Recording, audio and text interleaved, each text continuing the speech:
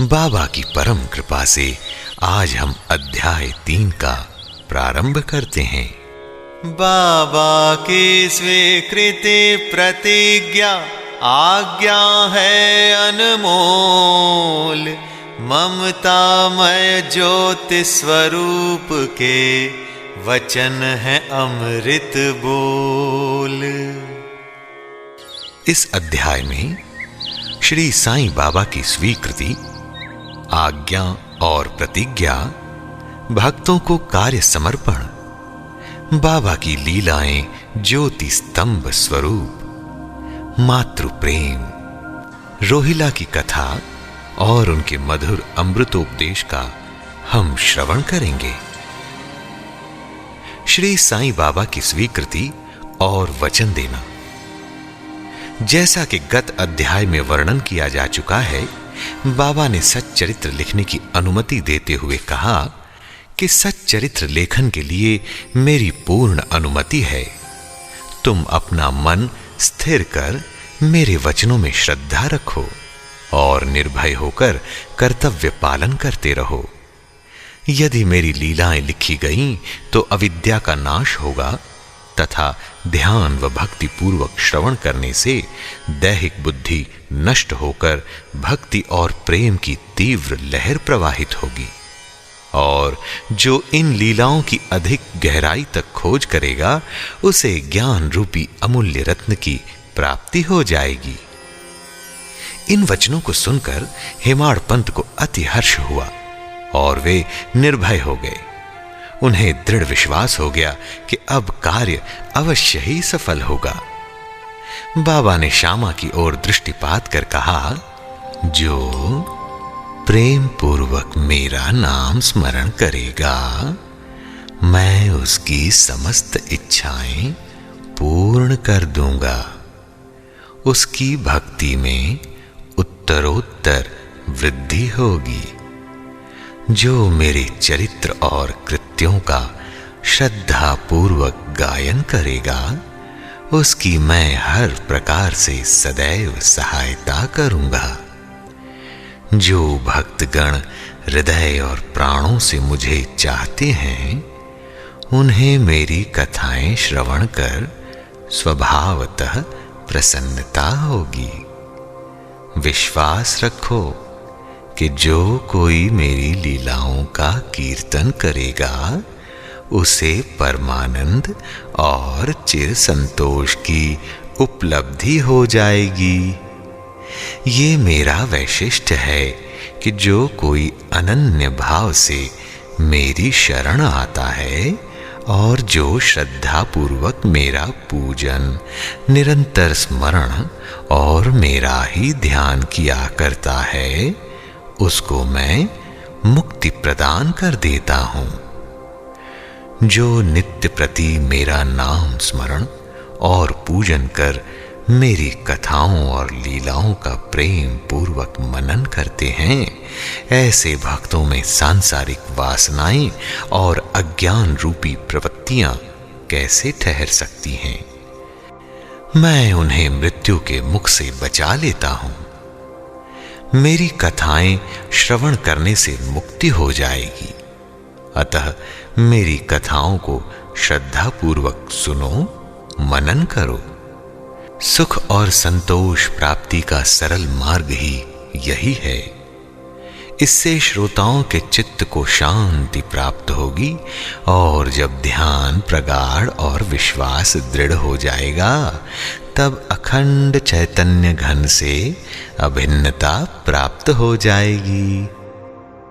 केवल साईं साईं के उच्चारण मात्र से ही उनके समस्त पाप नष्ट हो जाएंगे। अब देखते हैं कि भिन्न भिन्न कार्यों की भक्तों को प्रेरणा किस तरह बाबा ने दी। भगवान अपने किसी भक्त को मंदिर, मठ, किसी को नदी के तीर पर घाट बनवाने, किसी को तीर्थ पर्यटन करने और किसी को भगवत कीर्तन करने एवं भिन्न भिन्न कार्य करने की प्रेरणा देते हैं, परंतु उन्होंने मुझे साईं सच्चरित्र लेखन की प्रेरणा की। किसी भी विद्या का पूर्ण ज्ञान न होने के कारण मैं इस कार्य के लिए सर्वथा अयोग्य था।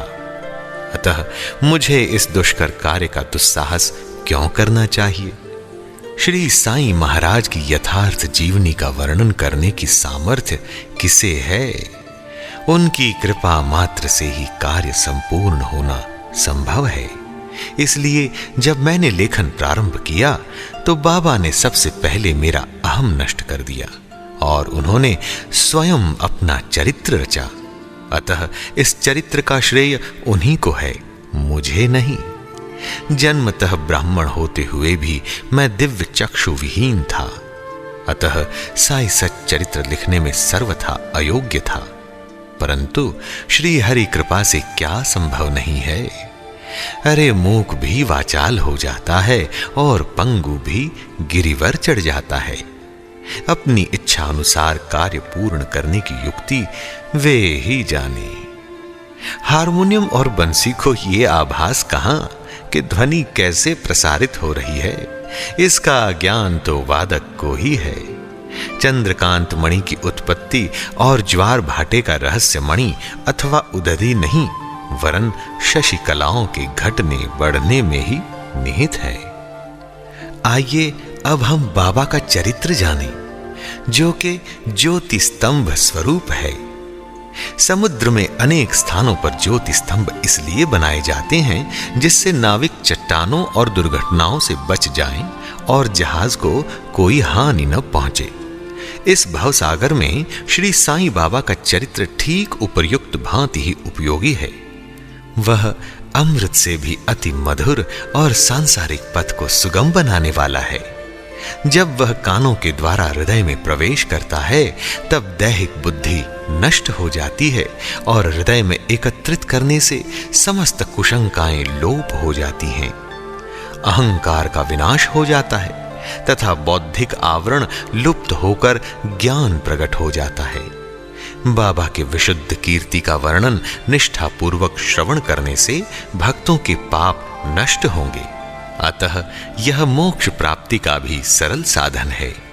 सत्य युग में शम तथा दम, त्रेता में त्याग, द्वापर में पूजन और कलयुग में भगवत कीर्तन ही मोक्ष का साधन है।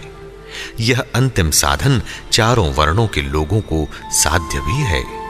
अन्य साधन योग, त्याग, ध्यान धारणा आदि आचरण करने में कठिन है, परंतु चरित्र तथा हरि कीर्तन का श्रवण तो अत्यंत ही सुलभ है। केवल उन पर ध्यान देने की ही आवश्यकता है। कथा श्रवण और कीर्तन से इंद्रियों की स्वाभाविक विषयासक्ति नष्ट हो जाती है और भक्त वासना रहित होकर आत्म साक्षात्कार की ओर अग्रसर हो जाता है। इसी फल को प्रदान करने के हेतु उन्होंने सच्चरित्र की रचना कराई। भक्तगण अब सरलता पूर्वक चरित्र का अवलोकन करें और साथ ही उनके मनोहर स्वरूप का ध्यान कर गुरु और भगवत भक्ति के अधिकारी बने तथा निष्काम होकर आत्म साक्षात्कार को प्राप्त हों। साईं सच्चरित्र का सफलता पूर्वक संपूर्ण होना ये साईं महिमा ही समझें। हमें तो केवल एक निमित्त मात्र ही बनाया गया है। आइए अब हम मातृ प्रेम के बारे में जानें।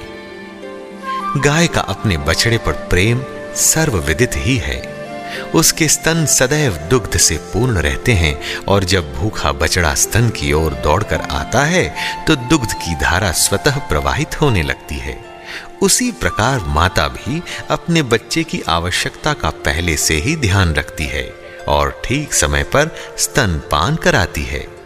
वह बालक का श्रृंगार उत्तम ढंग से करती है, परंतु बालक को इसका कोई भान ही नहीं होता। बालक के सुंदर श्रृंगार आदि को देखकर माता के हर्ष का पारावार नहीं रहता। माता का प्रेम विचित्र, असाधारण और निस्वार्थ है, जिसकी कोई उपमा नहीं है। ठीक इसी प्रकार सद्गुरु का प्रेम अपने शिष्य पर होता है। ऐसा ही प्रेम बाबा का मुझ पर था। उदाहरणार्थ वह निम्न प्रकार था। सन 1916 में मैंने नौकरी से अवकाश ग्रहण किया। जो पेंशन मुझे मिलती थी वो मेरे कुटुंब के निर्वाह के लिए अपर्याप्त थी। उसी वर्ष की गुरु पूर्णिमा के दिवस मैं अन्य भक्तों के साथ शिरडी गया। वहां अन्ना चिंचणी करने स्वतः ही मेरे लिए बाबा से इस प्रकार प्रार्थना की, बाबा इनके ऊपर कृपा करो, जो पेंशन इन्हें मिलती है वह निर्वाह योग्य नहीं है, कुटुंब में वृद्धि हो रही है बाबा, कृपया और कोई नौकरी दिला दीजिए ताकि इनकी चिंता दूर हो और ये सुखपूर्वक रहे। बाबा ने उत्तर दिया, इन्हें नौकरी मिल जाएगी, परंतु अब इन्हें मेरी सेवा में ही आनंद लेना चाहिए, इनकी इच्छाएं सदैव पूर्ण होंगी, इन्हें अपना ध्यान मेरी ओर आकर्षित कर अधार्मिक तथा दुष्ट जनों की संगति से दूर रहना चाहिए, इन्हें सबसे दया और नम्रता का बर्ताव और अंतःकरण से मेरी उपासना करनी चाहिए। यदि ये इस प्रकार आचरण कर सकें तो नित्यानंद के अधिकारी हो जाएंगे। आइए अब मैं आपको रोहिला की कथा सुनाता हूं। ये कथा श्री साईं बाबा के समस्त प्राणियों पर समान प्रेम की सूचक है। एक समय रोहिला जाति का एक मनुष्य शिरडी में आया।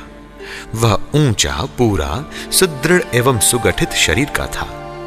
बाबा के प्रेम से मुग्ध होकर वह शिरडी में ही रहने लगा।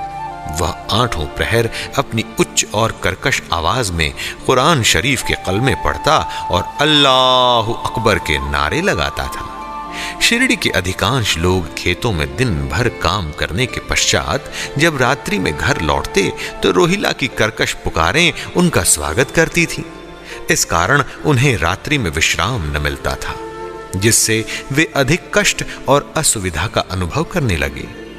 कई दिनों तक तो वे मौन रहे, परंतु जब कष्ट असहनीय हो गया तब उन्होंने बाबा के समीप जाकर रोहिला को मनाकर इस उत्पात को रोकने की प्रार्थना की। बाबा ने उन लोगों की इस प्रार्थना पर ध्यान न दिया। इसके विपरीत गांव वालों को आड़े हाथों लेते हुए बोले कि वे अपने कार्य पर ही ध्यान दें और रोहिला की ओर ध्यान न दें।